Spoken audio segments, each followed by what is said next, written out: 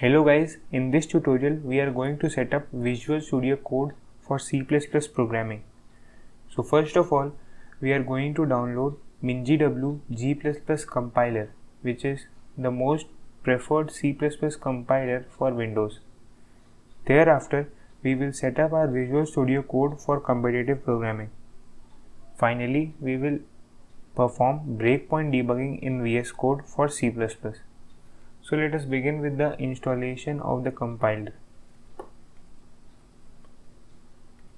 First of all, we will download the MinGW installer for Windows from its official website. Then we will install those packages of MinGW which are specific to C and C++. Finally, we will set up C++ environment variables so that we can compile the code from any directory on the PC. So now we are in the browser. Let us type MinGW and click on the first website, that is mingw.org. Go to the downloads tab and click it.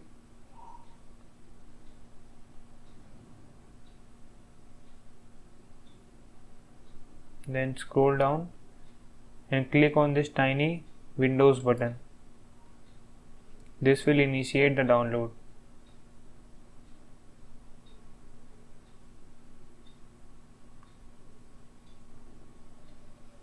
So the download is complete. Click on open.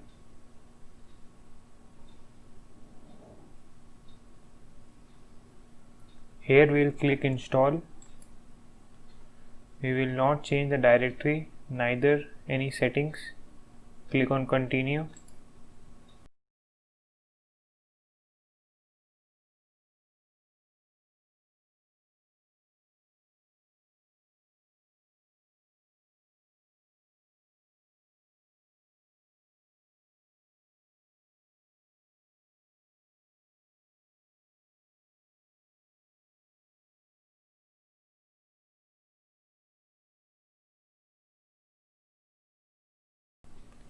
So the installation manager is downloaded. We will click on continue.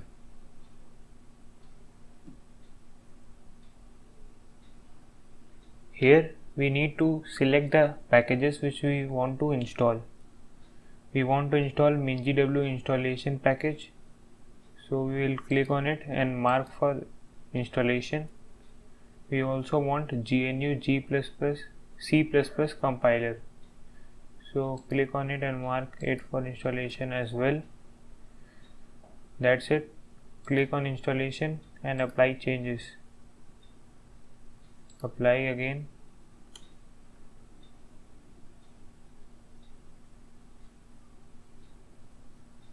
So the download will take some time.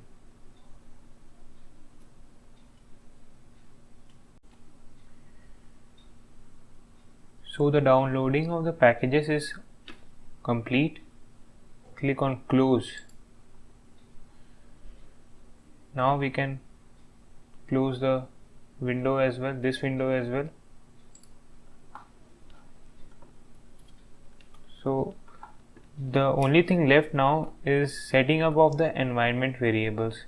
So click on the search button at the bottom of the Windows. Search for environment variables.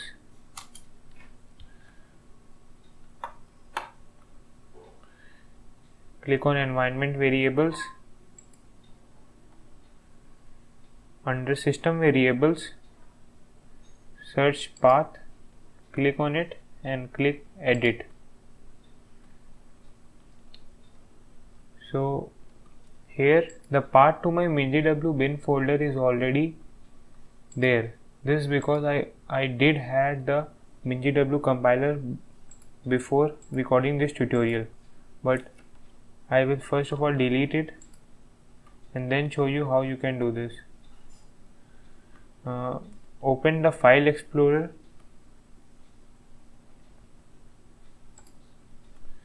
Then open local disk.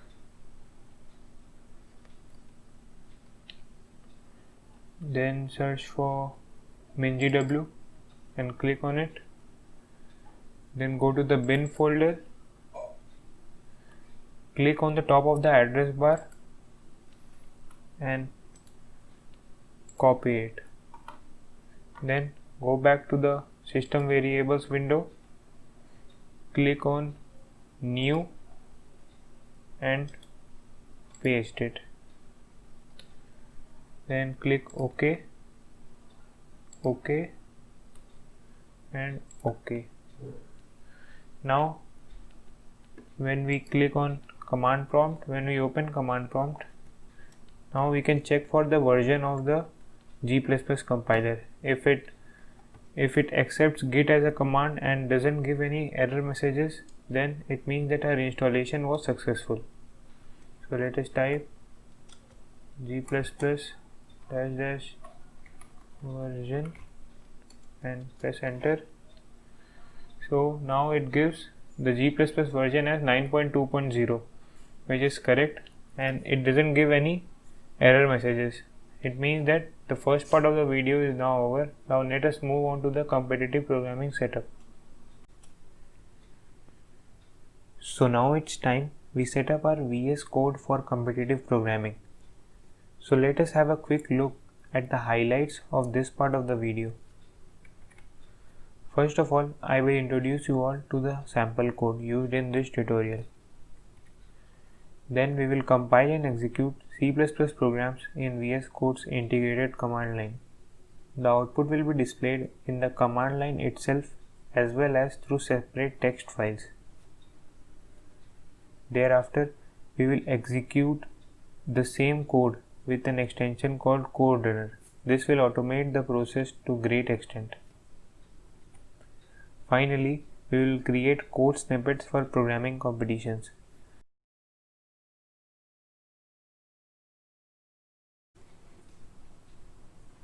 So now we are finally in VS Code.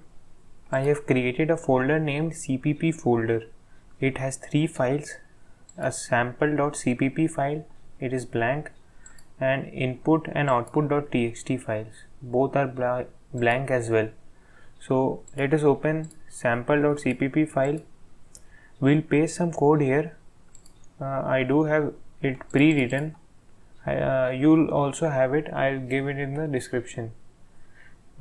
Let us grab it quickly, copy it and paste it. So the code is simple. It includes few libraries, calls a main method, declares some variables, asks for input, calculates the factorial based on that input, and prints the factorial. So the code is simple, but it serves the purpose. So let us now compile and execute this code. We'll open up the terminal, new terminal. Okay, so we'll need an execution command here so that so as to compile it. So I do have it written. I'll paste it in the description. So let us paste it and let us now analyze this execution command. So the first keyword G++ points to the compiler, that is G++.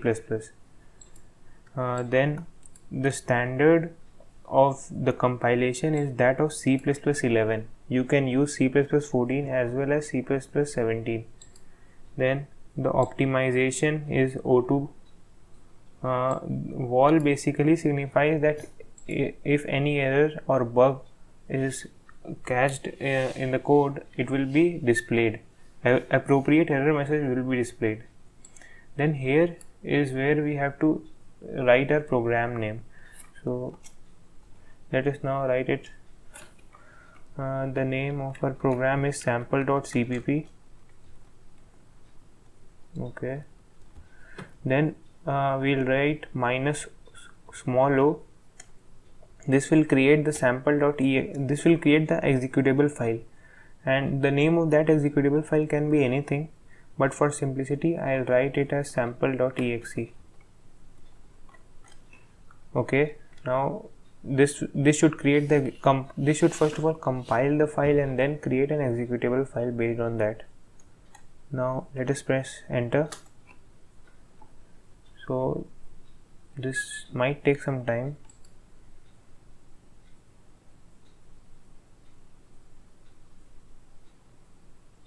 Okay, now it's done.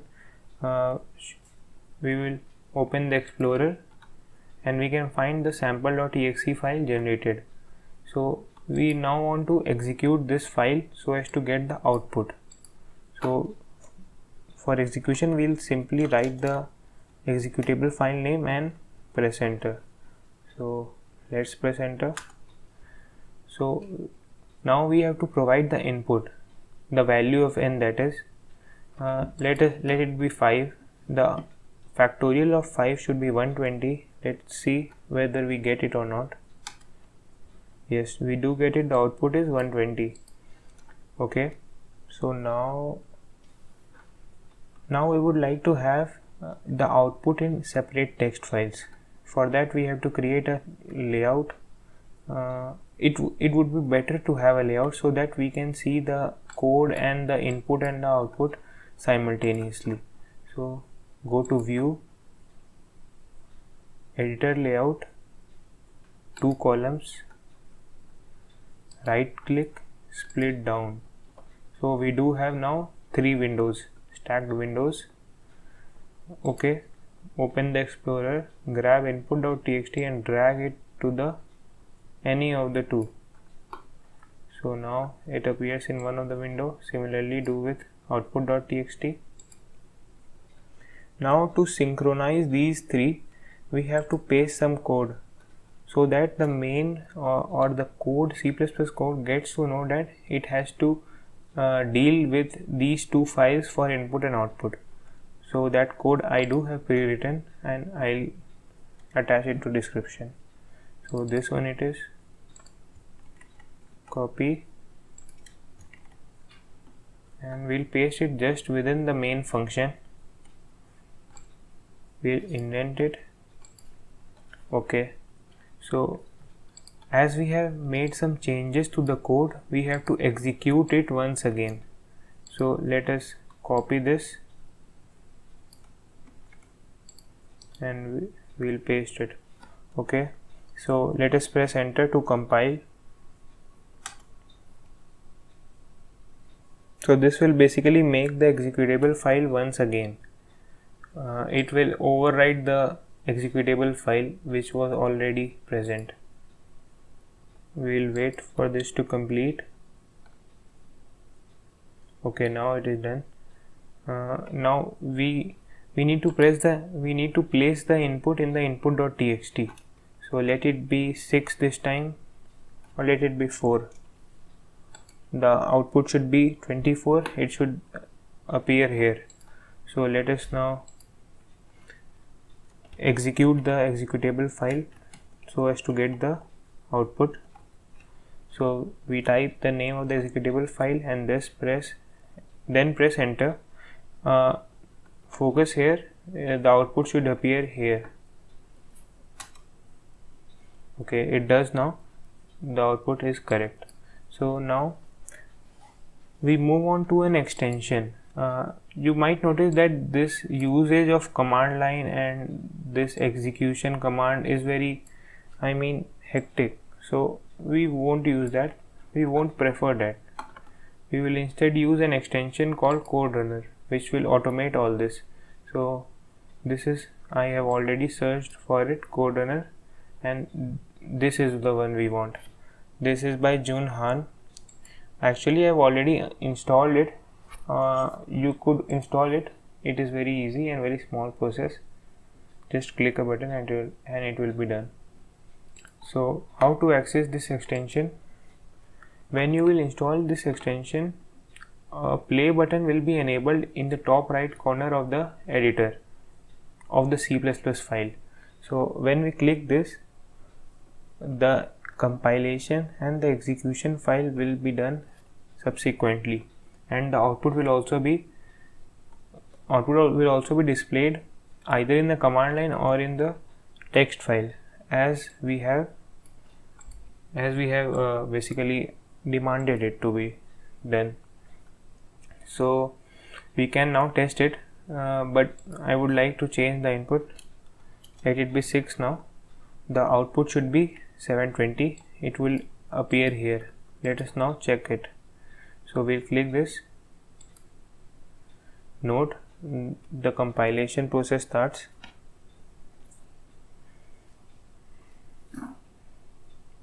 Till now we haven't got the output.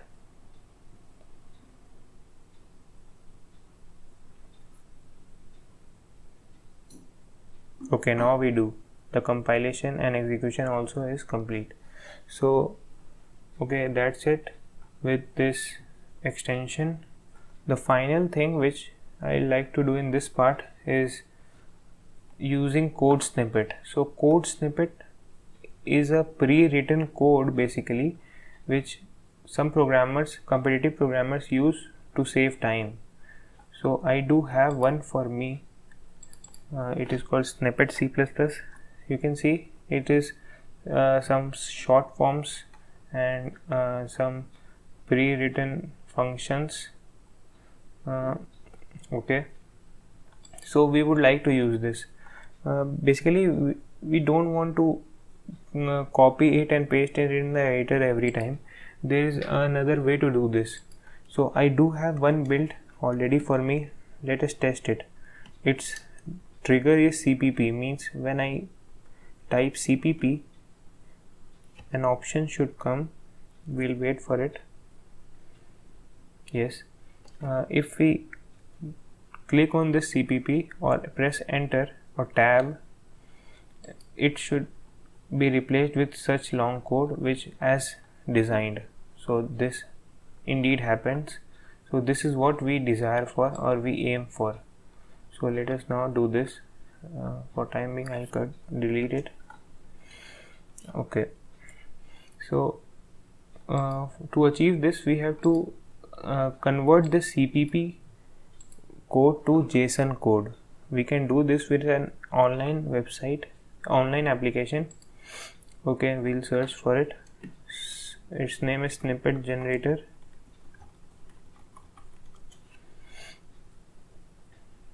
We'll go to snippetgenerator.app. We want to copy the whole C++ code and print and paste it here.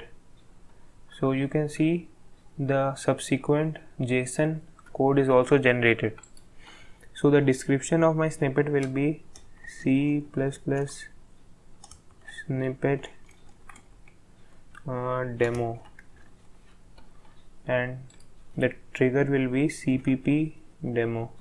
You can have your own, it's completely up to you. So you can see that these description and tab trigger are also reflected here. So basically I want to copy this JSON code. By clicking on this copy snippet, we get back to our VS Code, press on file, preferences, user snippets. We would want to create a new global snippet file. Again we have to type a name, it can be anything. Again I write CPP snippet demo, press enter. So a blank file with some commented instructions will appear. We'll just delete the comments, but we won't delete the uncommented curly braces. In between these we will copy the JSON code copied from this snippet generator. Just paste it. Okay, now it seems the snippet is ready. So notice that it gets saved automatically because I do have a property function autosave enabled. You can also have this. Due to this you don't have to press Ctrl+S again and again. It's very beneficial. So now the snippet is complete. We can close this. So now let us check it. Remember the tab trigger was CPP demo. We'll write it CPP demo. We'll wait for the result or the options. Yes, it does occur. When we click on it, the entire code will be generated. So this is how you create a snippet generator. Okay, now let us move on to the next part. Okay guys, this is the last part of the video and it concerns with the breakpoint debugging. First of all, we'll learn about launch.json and also create one for us. Then we'll do the same for tasks.json, and finally we'll try some hands-on breakpoint debugging. It will be a learning experience and quite fun as well. So let's get into it. Okay guys, so now we are done with the competitive programming setup. Now we move on to the breakpoint debugging. So debugging in VS Code is done with two files named tasks.json and launch.json. Task.json is responsible for compilation and creation of executable file, and launch.json is responsible for proper debugging. So let us start. Move on to the left and click on the Run tab. Click on the Create a launch.json file. Click on C++ GDB LLDB and g++.exe. Build and debug active file. Click on this. So our launch.json file is created for us. Let us quickly get through it. So the name of this launch.json file is something, g++.exe something. The type is CPP debugger, and the program, this specifies the location of the C++ program to be compiled and debugged. It is a kind of JSON formula. It auto generates the location, that is. Then we have the current working directory, that too in the formula. Then we have an external console set to false. We want to turn it to true because in this tutorial we will be having input output through an external command prompt. Then we have debugger path that points out to the GDB debugger. Then lastly we have a pre-launch task. This is actually the name of the tasks.json file which will be launched previously, before launch.json is executed. Task.json will be executed before launch.json. That's why it is called pre-launch task. So now we are done with launch.json file. We move on to task.json. For this, go to the top left and click on Start Debugging, and an error message will be displayed saying could not find the task. So we'll configure it. Create task.json file from template. Click on others, and a demo task.json file is created.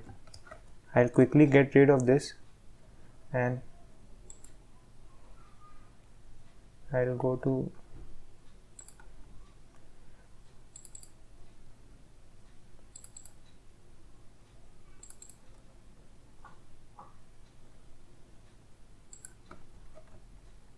I'll link this in description. Okay, so the major highlights are it has the same label as the pre-launch task of the task.json. Then we have a command that points out to the compiler, that is g++.exe, and then we have some arguments which are the same arguments as those in the execution command. These basically compile the C++ program and create an executable file. Then we have a current working directory and some other settings. So we are done with launch.json and task.json file. We move on to sample.cpp, and before debugging it, we would like to add some code here so that the command prompt which will be generated for input tends to close as soon as the output is displayed. So it means that we can't even see the output, it is so quick. So we want to stop that. For this, I'll include a library.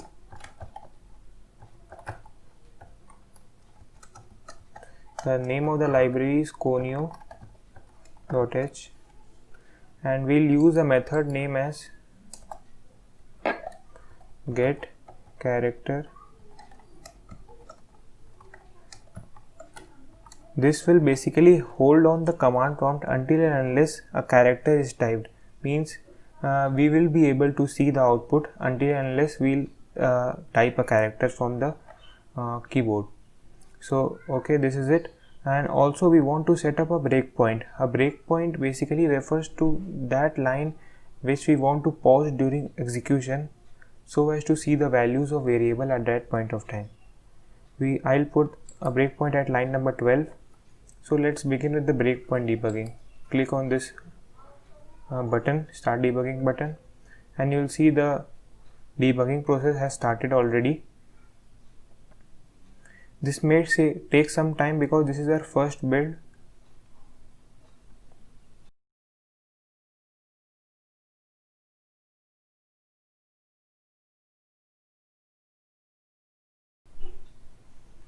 So finally the command prompt appears. We have to enter the input here. I'll simply type 4 and press enter. So in the backdrop you can see the debugging process has started. You can see the initial values of the variables. The control is at line number 12, our breakpoint. We can simply continue, step over, step into and step out of the execution. These may behave differently under different circumstances. I'll quickly click step over, means it will skip one line or pass over one line. I can also press continue. This will complete one complete iteration. Okay, we can see the values changing, and finally when it is over we can see in a command line the output is generated 24, and as soon as we press any key it gets closed. The debugging process is over now. So that's it for this video. I hope that you found this video useful.